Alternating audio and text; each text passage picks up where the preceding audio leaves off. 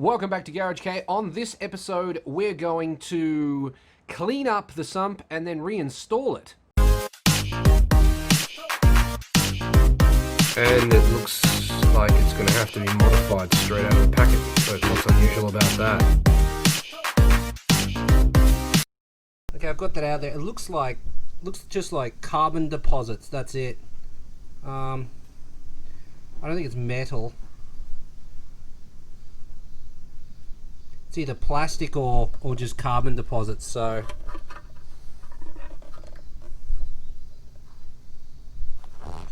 it's not metallic at all.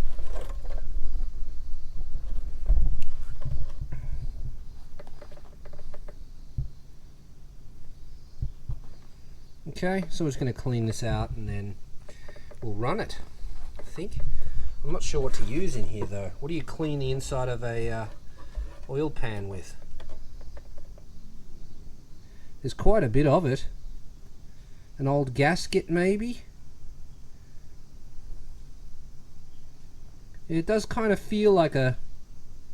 yeah, it does feel like a paper gasket.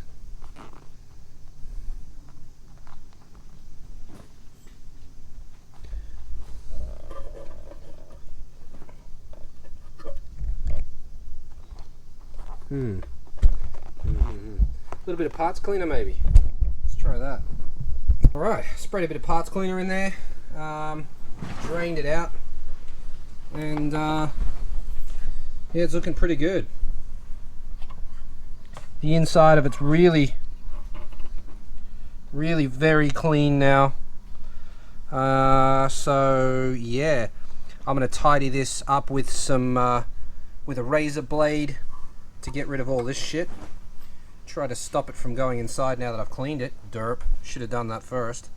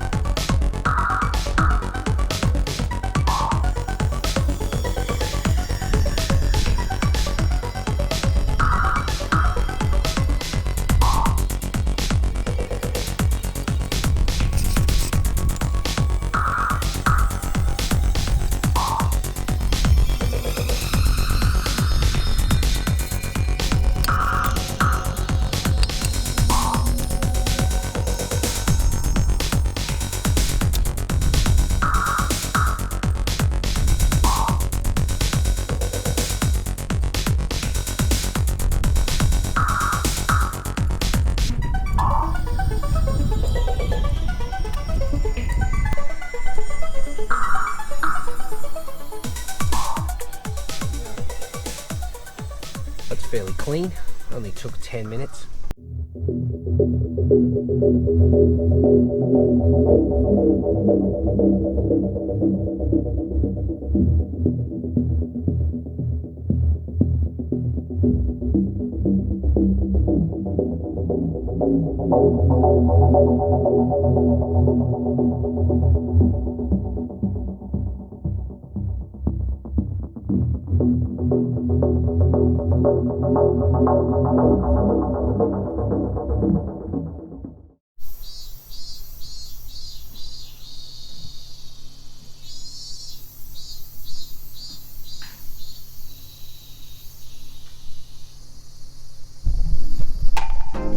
Sounds of summer.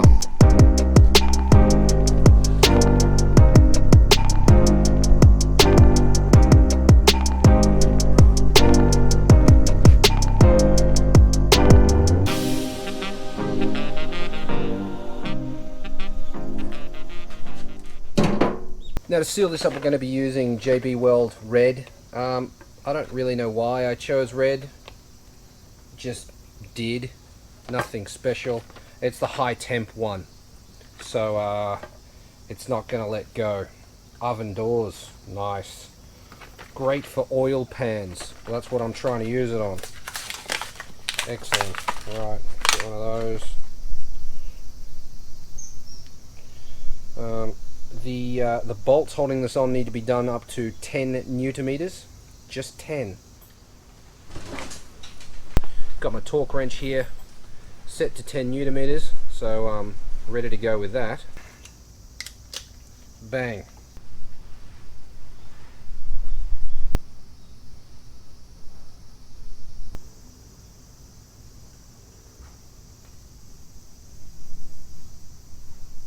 Looks like a dog's breakfast. It's not pretty, but it will seal. It's probably some mechanics watching going, you're doing it wrong, but I mean, a mechanic put this together and it leaked, so I've never had one leak. I don't know. I guess there's more than one way to do it.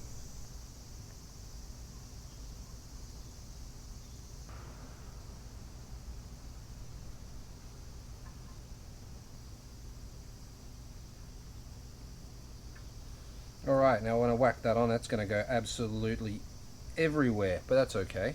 I don't mind if it goes everywhere as long as it doesn't leak.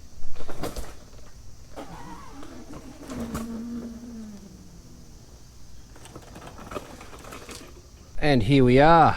A whole lot more work than needed to be. The bolts that are hidden in behind the automatic transmission are a prick to put back in. These are all torqued up to 10 Newton meters as they should be. I haven't tightened up the sump plug yet, this one here, but I have got a new washer on there, so that's ready to go. It's clean, it's good. It's still not as clean as I'd like it under there, but it's probably good enough to pass shuck in, so that's gonna do.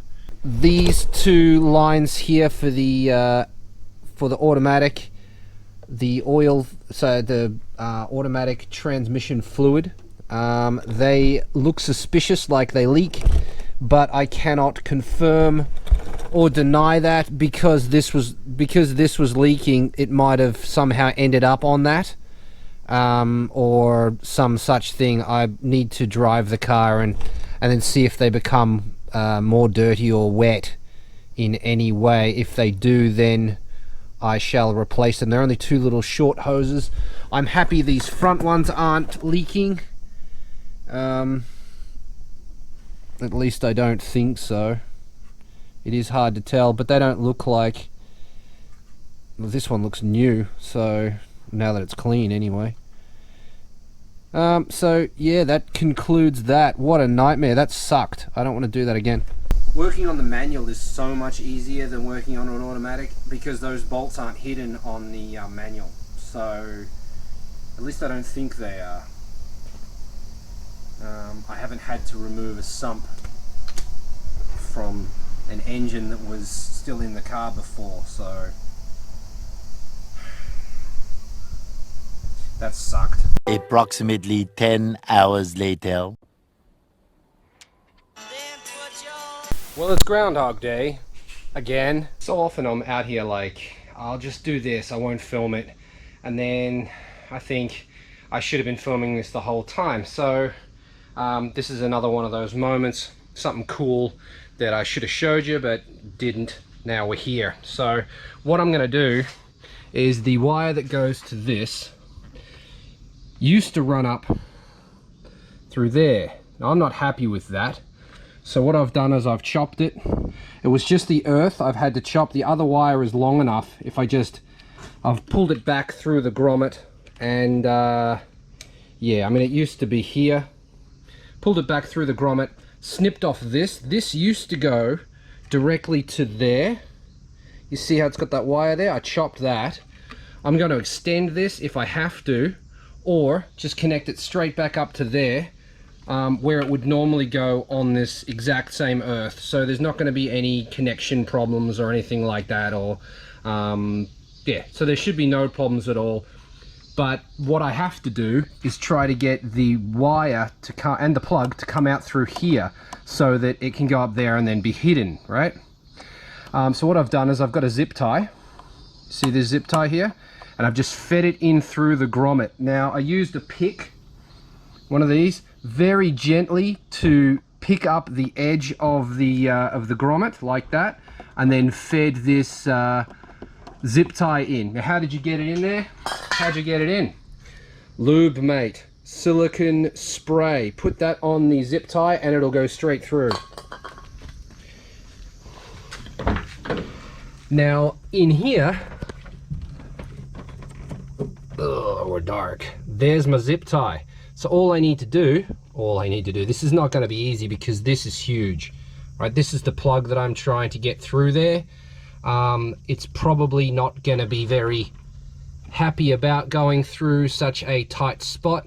I may pop this grommet out so that there's going to be less resistance on it. But yeah, that's the plan anyway. That's what I'm going to do. Tape this to the zip tie and then pull the zip tie back out, and that will pull this through. Well, after I tape it, I'll probably cover it in silicone so that silicone spray so that it slides easier. But yeah, that's it. That's what I'm doing. Approximately 10 hours later. Okay, I'm out here in the dark. I wanted to show you how I did this. This is the paint removed for the earth because you have to do that. The way that I did it is I found this. This is like a something, I don't really know. It's a sleeve screw thing. Anyway, it fits perfectly inside the hole. So I fed it in from the back, right? And then I got one of these nuts that has the teeth on the back. Put it over the top of that and then ran the cordless drill on it until it took the paint off in a circle. You see? That gave me the circle. Then I used the stone bit on my little die grinder on a low speed and just tidied it up the inside area, and that's what I'm left with. So now I've got a perfect earthing point and the paint isn't damaged at all. I'm going to spray some grease mate.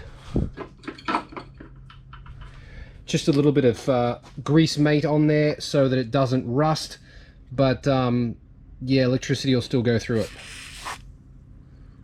That's sort of a bit more than I was hoping for, but yeah, like that.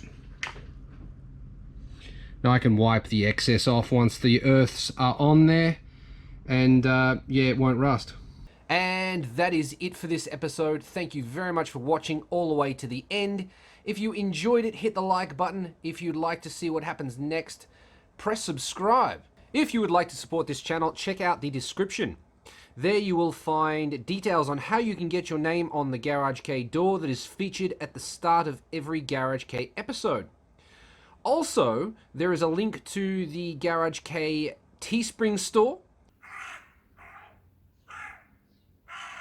At the Garage Kei Teespring store, you can pick up a t-shirt, a hoodie, or something like that and rock it while you're driving your awesome Kei car. Anyway, I'll see you in the next one. Later.